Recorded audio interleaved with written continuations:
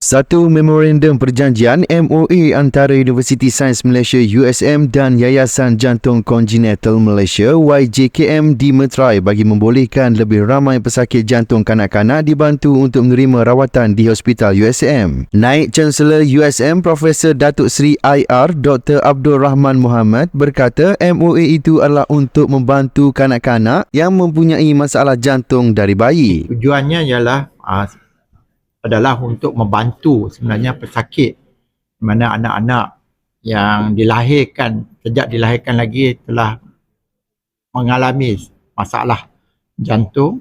Mereka-mereka ini perlu dibuat rawatan sama ada cara pembedahan atau sebaliknya dan memerlukan kos. Universiti Sains Malaysia mempunyai kepakaran dan alatan Dewan Bedah dan sebagainya untuk membantu. Dan setiap tahun USM sekarang ini melakukan pembedahan ni antara 50 ke 60 pesakit tahun yang meliputi kawasan Malaysia Timur.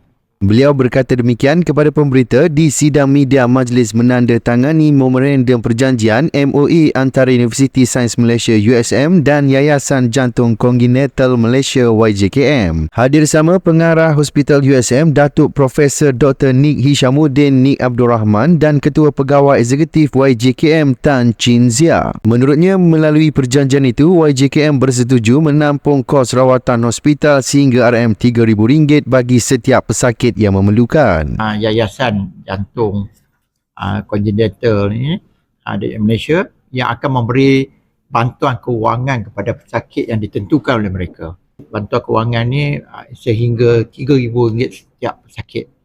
Yang ini akan meringankan beban pesakit. Beliau berkata kerjasama yang berkuat kuasa selama setahun itu secara signifikannya dapat membantu dalam merawat pesakit jantung dalam kalangan kanak-kanak dan secara tidak langsung membantu dan meningkatkan kualiti hidup pesakit serta keluarga. Tambahnya, Hospital USM bukan sahaja merawat pesakit dari negeri Kelantan tetapi juga menerima sejumlah pesakit dari Terengganu. Sementara itu, Ketua Pegawai Eksekutif YJKM Tan Chin Zia berkata MOA tersebut bermula sejak 2020 dan USM adalah pusat ketiga YJKM untuk berkolaborasi. The first MOU kita ada dengan IJN.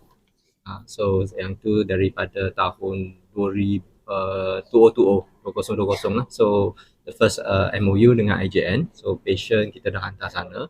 And yang kedua tu kita buat dengan Pantai Hospital Kuala Lumpur. Okay. So yang ketiga kita buat dengan HUSM berdasarkan niat kita tu untuk membantu patient-patient daripada Pantai Timur lah.